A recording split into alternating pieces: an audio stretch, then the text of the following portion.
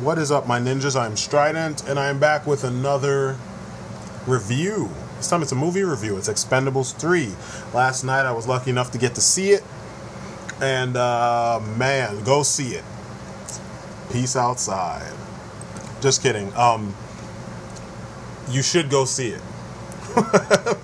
It's definitely not overhyped. Actually, strangely enough, this one seemed underhyped. You don't really hear... we saw, commercials and stuff, but it didn't seem to get the kind of hype that all these superhero films are getting. I came to a realization when I was watching Expendables 2 a while back, which I watched the movie kind of fairly often. These are as close as we will ever get to a real G.I. Joe movie, with the proper tone, with the proper level of violence. Granted, they're not shooting lasers, and we don't have like the sci-fi edge to it, but the camaraderie and the way that they operate, each one has a specialty. They got the goofy code names, the interplay between one another.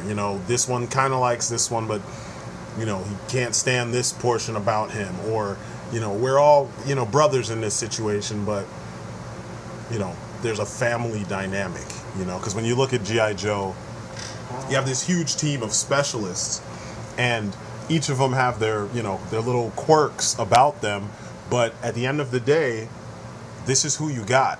You know what I mean? Like, these are who you have watching your back, going into these battles with you, and there's comedy that comes from this, because different people play off of different people in different ways, and just the insane nature of the way that they take out their enemies. In some cases, there's parts like in 2, Barney Ross in the intro takes out a helicopter with a motorcycle. Shit like that is what the Joes should be doing, And then they do it in such a, by the way, kind of, manner that it's just like, wow, it's something to see. Now, when you go into these movies, if you are a fan of action films, and you have been for a while, you understand that the one-liners are in there to let you know this is not real life. Gratuity when it comes to action sequences and explosions and gunshots, it's to let you know it's fake. This is a ride. You're going on a ride. Expendables 3 is 100% a ride. You get in there, you see it, you sit down, you know what you want to see, and once it starts moving, you have no choice but to sit there. You can't do anything. It's crazy, you have no choice but to sit there and be taken along for this ride, and it's awesome. I don't know how any other way to describe it. It's just awesome. I don't think necessarily that it's better 100% than the second one. The second one just had some kind of like oomph behind it, I mean, it had Chuck Norris, which, fuck Chuck Norris, he's kind of annoying, but it's still Chuck Norris. You had Bruce Willis, Chuck Norris, you had Schwarzenegger, and Stallone, and Van Damme. Like, those are some heavy hitters. And Jet Li was in there, and Jason Statham. You know what I mean? So as far as action goes, and Dolph Lundgren too, you got a lot of big, well-known folks. And Scott Adkins, I mean, granted, he was horribly underused. So yeah, 2 for me is like kind of, it holds a special place. 3, on the other hand, it's not rated R, which kind of sucks, but they still pull off some of the same kind of awesome, craziness that they pulled off in the first and second ones. I mean, nothing as gory as that first scene in the first Expendables where Gunner blows that dude's upper torso off his legs. Like, nah, none of that kind of shit. But the overall story, though, it's actually really simple. The Expendables break out one of their old former members, and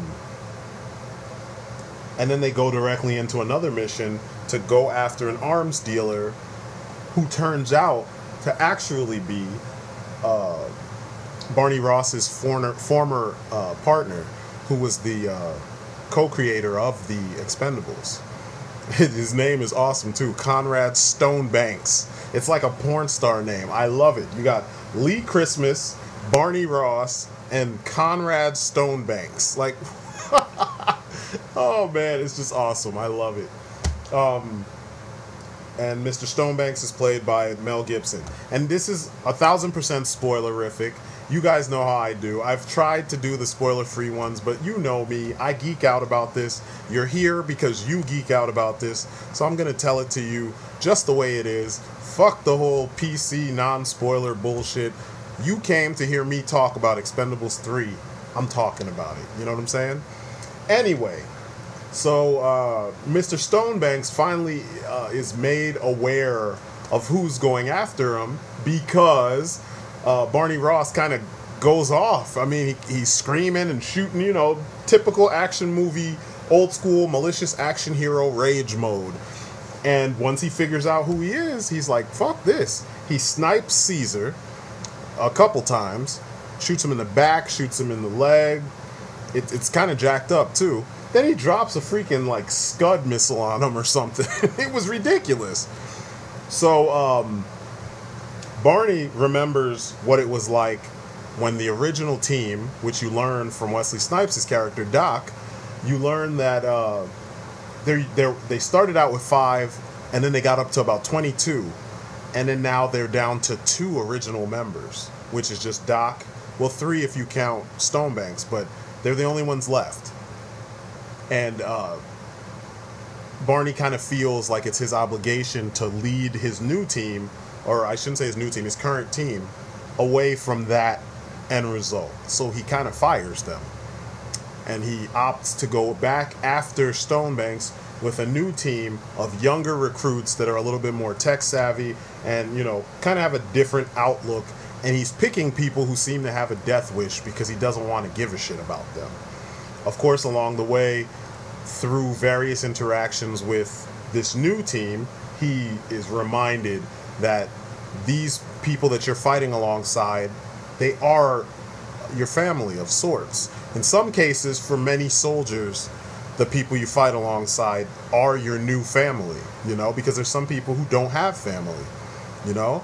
So, you can make a surrogate family for yourself, you know? In my experience, that's kind of what I had to do. I mean, I'm still in contact with family members, but for the most part, my family is kind of like, you know, you don't do stuff the way we do stuff, so fuck you. So my dad and my youngest brother, I keep in touch with them. The rest of the family, not so much. You know, it's one of those things you learn it and you're just like, it sucks. It's a realistic kind of view, you know what I'm saying, that people go through. So it's relatable in a sense. And shit, in every sense, it's relatable. You know, unless you've never gone through it, then I guess you won't relate.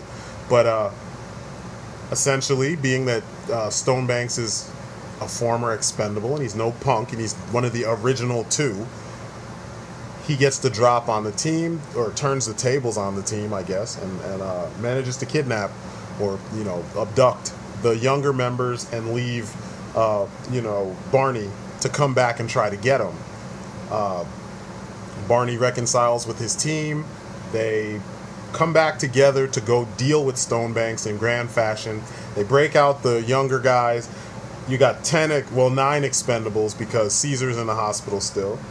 And then they pretty much go ham on Stonebanks and the armies that he's working with. And it's a spectacle. It's 100% spectacle. I'm talking one dude is on a bike dodging shots from a tank and shooting folks all along the way. I mean, it's the shit that a G.I. Joe movie needs to have, instead of this watered down approach where they're trying to make G.I. Joe feel like it's a real entity, like it's a real arm of the military, you know? Like, it just, no. Wesley Snipes plays Doc, Dr. Death. He said he's the knife before Christmas, as in before Lee Christmas. Fucking amazing. A lot of his lines are amazing. They ask him why was he in prison, because he was dropped in pretty much in a military prison for, you know, failed black ops and whatnot. And He's like, tax evasion. And everybody knows that's what Wesley Snipes went to prison for. So to hear them make fun of these things, it's awesome. Stonebanks has a lot of lines where he's yelling at people in the same fashion that he was yelling at his girlfriend that was in the media. You know, that racist, fucked up rant that he did back then. Or sexist, I'm sorry, not racist. Sexist rant that he had on, that was caught, you know, on the phone between him and his girlfriend. It's just a lot of really well done interplay between characters, a lot of parodying, which is cool. You know, characters parodying their real life. Harrison Ford still looks like he's about to die right now. But he was actually pretty cool in there. They had him flying the helicopter, threading needles and shit. It was nice. You know, it was really cool because it felt like somewhat a nod to him playing Han Solo. And he just no nonsense, but he was old and you could tell he was kind of like aching to get back in the field.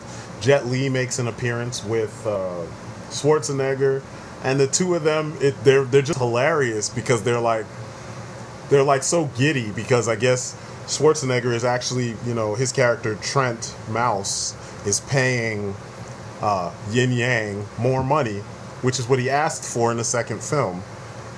So of course Yang is super happy, so they're just giggling and enjoying themselves.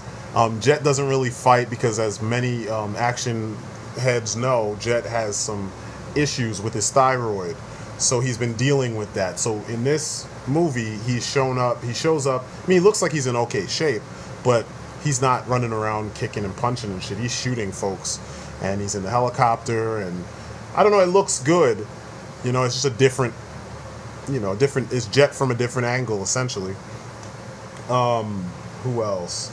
The newbies. I wasn't as impressed with the newbies as I thought I would. Ronda Rousey, I'll give her props. Her grappling is on point. Her striking is ugly as fuck.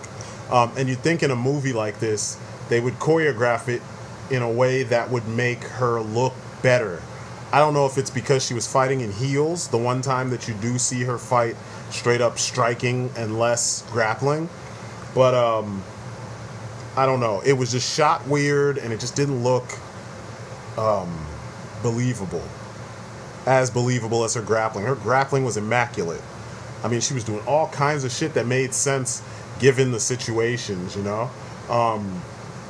Antonio Banderas.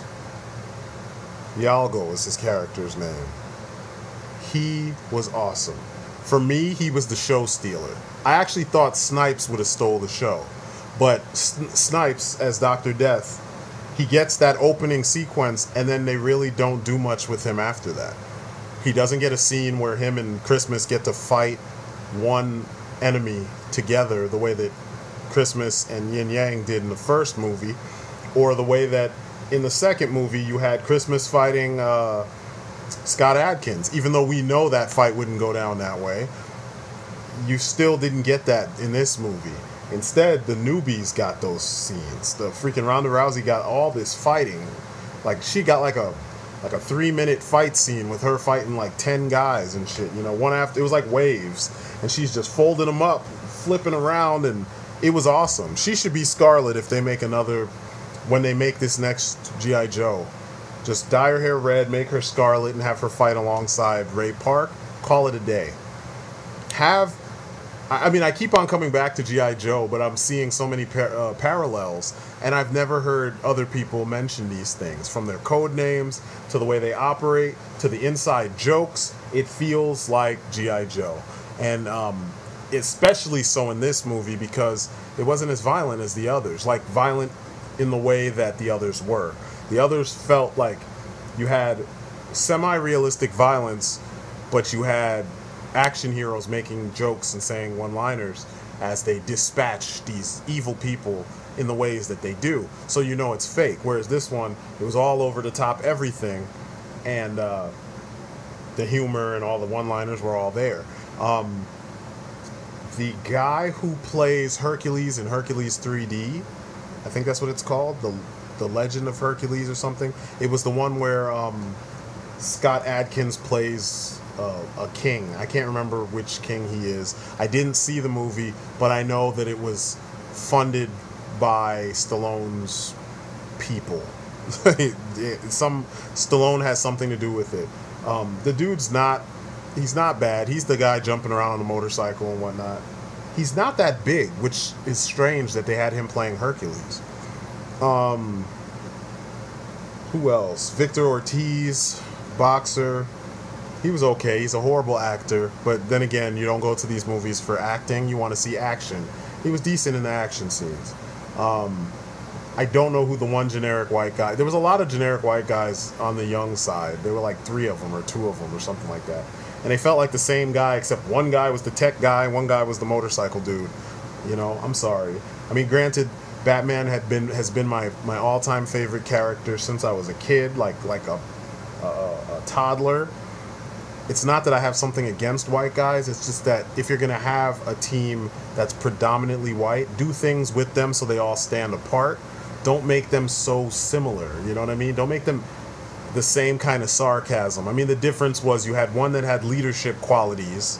He seemed to try and keep everyone in line. And you had the other one who was just kind of rebellious or snarky, actually. I wouldn't say rebellious. And he didn't really fight or anything. He was good with a assault rifle, and then for the most part, he was climbing shit all the time. And I was just like, what the fuck? Make him do parkour. Don't make him fucking, you know, climb shit. And then you had Antonio Banderas' character, who was pretty much El Mariachi. He acted like El Mariachi as far as the physicality, and he was flipping and parkouring all over the place, and it was awesome. And he was an old guy, and he was saying he feels young. He discovered the fountain of youth. This is why he can do all the shit he does. And he was awesome to watch. Of course, he was the comic relief. You know, minorities seem to always become comic relief. But he was awesome. Like I said, for me, he stole the show. Am I leaving out anyone? I don't think I am.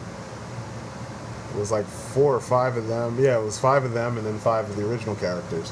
The end fight, or the end action sequence leading up to the, you know, battle between Stonebanks and Ross, it's something to see. It's like 15 minutes or 20 minutes of just pure non-stop action.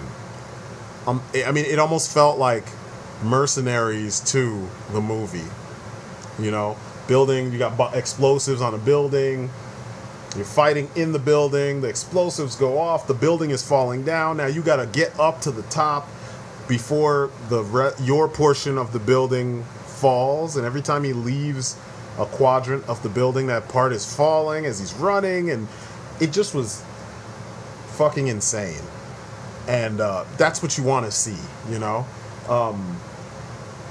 Anyone who loves action, if you love G.I. Joe, if you love games like Mercenaries, sadly enough, if you love games like Call of Duty, if you love just military or old school action films, you need to see this. It's a quality film. It's fun to see. I'm gonna go see it again. It's worth it. It's worth every bit of the time and money, and you should see it. It's totally quality. I don't know what else to say about this movie. All the main Expendables, their performances were fine. You didn't feel like anything was forced. I do say, once again, they underused Wesley Snipes, because considering Snipes is a legend as far as action movies, American action films go, how the fuck do you not use him more than Statham? You know, like, Statham's good, don't get me wrong, and I like him, but like, Transporter is not legendary. You know what I'm saying? Blade is fucking legendary. Demolition Man is fucking legendary. It's like shit that people grew up watching. It's more over 10 years ago, and they're up there when you look at lists of top action films, you know? Passenger 57, fucking Money Train. I mean, I can keep going with all the shit Snipes has done, all the showcasing of his skills that he's done, and you didn't even really showcase too much with him. And with a knife, it was weird. The man is like, he's sick with blades, and they didn't show anything. I guess maybe they didn't want to upstage Christmas because knives are his game. But I don't know. I think they didn't use him right. Just the same way they did with Gary Daniels, the same way they did with Scott Adkins. Shit, the same way they did with Van Damme, for that matter. The end fight is actually, it's pretty satisfying. It ends the way that you probably assume it would end. I mean, you know Barney's gonna win, but the way he wins feels pretty official. It feels like, oh yeah, that's probably what Barney would have to do, because they're pretty evenly matched. And it's funny, it's kind of strange too that before the movie came out, we saw footage, or I'm sorry, pictures of Mel Gibson and how ripped and huge this motherfucker was, right? But then in the movie, you never really see it. I mean, like, they're fighting in the end in a like a pit that's full of water, but it's not like he was running around with like a wet t-shirt on, you know what I'm saying? It was like for effect. You had that water, so when they do some certain things and you see like from an upshot or a bird's eye view shot, you're seeing, you know, the water kind of trail around as they do stuff. Like there's one scene where what's his name, Barney goes to punch Stonebanks and he spins to slip the punch and sweeps both Barney's legs out from under him, and it looked beautiful seeing that half circle motion in the water and all the water trailing around. It just looked cool, you know. But that was it. I was expecting them to, now that he has this physique, you're supposed to be afraid, like put the strength, now that he has these muscles, now his character would have been a stronger character. But that's just what I was expecting in my mind. It doesn't mean that they did something wrong. But the fight was good. The action is pretty damn, you know, amazing. The jokes are on point. Kelsey Grammer's in there for a little while too, and actually he does a really good job. I forgot what his name was in the movie though. It was like a philosopher or something. I can't remember. God, or a writer. I don't remember. But I mean, Kelsey Grammer's usually good in whatever he's in. He was one of the better parts of the X-Men trilogy, or whatever you want to call that. 4 movies, 5 movies. 4 movies, I can't remember. Fuck the X-Men movies, but you get what I'm saying. He was good in that, where he showed up in that. He was really good in this. Harrison Ford looked like he was gonna die. Again, I have to say it. He looked like he was gonna die right now. But if you get the chance to see this movie, it was a good ride. It was fun. It's one of those things where it's like a roller coaster. Once it starts, it's just like, bam, there we go. You have no choice but to hold on for dear life and just see where this thing's going to take you. And it was quality. I'm not going to complain. All the little things that I didn't like, or the things I complained about, or that were gripes, a lot of them are preferential, you know? It feels more like, if I was the director, I would have done A, B, C, and D.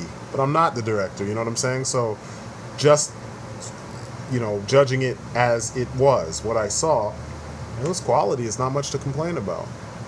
I do hope that they don't go with, like, future expendable films. They use the younger cast. Find these old guys that are in really ridiculously good shape and have them do their damn thing. Don't give it to the younger generation, because the problem with the newer generation and action films is everybody is such a critic to the point where they can't appreciate something that's not meant to be realistic. You got fucks going into comic book movies trying to use real world logic instead of using the logic that is created within the comic book world. You've got people going to see action films and then they say it was too over the top. It's an action film. What's too over the top? You don't go into the action film with the same mindset that you do with a drama like Argo or fucking Munich. It's not the same kind of movie.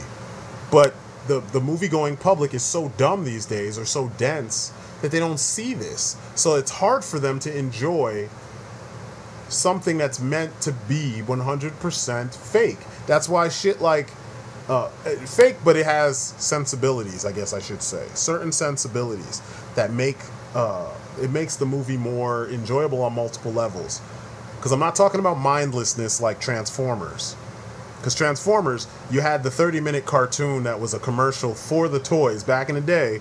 That's more thoughtful and it's deeper in several episodes than the 4 movies that cost enough money to run certain countries, you know what I'm saying, or certain states or something, you know, money that if you pool that together, you know, because each of these movies, they together, I know they've made several $billion, that could run a country, you know what I'm saying, and those movies are mindless and stupid, whereas this is an action film. Overall, you're watching a lot of craziness that we can't necessarily relate to because we're not mercs, we don't blow shit up on the daily, that's not how we get down, but when you see how it's done and how it all relates to one another, there is some thoughtfulness in some of these characters. At least they're thinking about us that like this stuff, and we're following certain characters. They're saying, you followed so-and-so, you know his personality, this is how he's going to act. It's consistent, you know what I'm saying? Whereas those other movies aren't. And the movie-going public loves those, but usually give movies like this all kinds of shit. So if your balls have dropped and you know what a real action movie looks like, and you didn't just start watching action films in the last 5 years, you'll enjoy this because it's of the same vein of the action movies that we don't get anymore, the real action movies. I was telling Agent O, all they needed to complete the circle would have been Chow Yun-Fat, because you had Antonio Banderas doing his desperado thing, he's shooting guns in the way that only he can do, and it looked so cool.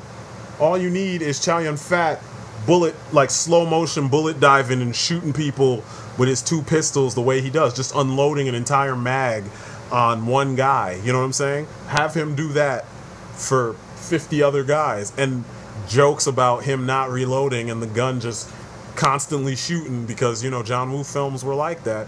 They would have a shotgun, you know, like a Benelli super shotgun. You got like 8 shots or 12 shots in there, and they're pouring shots out of that thing. I mean, bullets are pouring out, 30, 40, 50 rounds pouring out of this thing, and it can only hold, you know, 8 to 12 shells. Shit like that would have been a funny joke in this kind of film, but, you know, that's my personal preference. I do understand action films. If I could make my own action film, it would be somewhat in the vein of The Expendables, over the top, all day, every day, just crazy, insane shit. So yeah, go see this movie if you get the chance. See it, you won't be sorry. That's it for me. You've been great. Peace outside.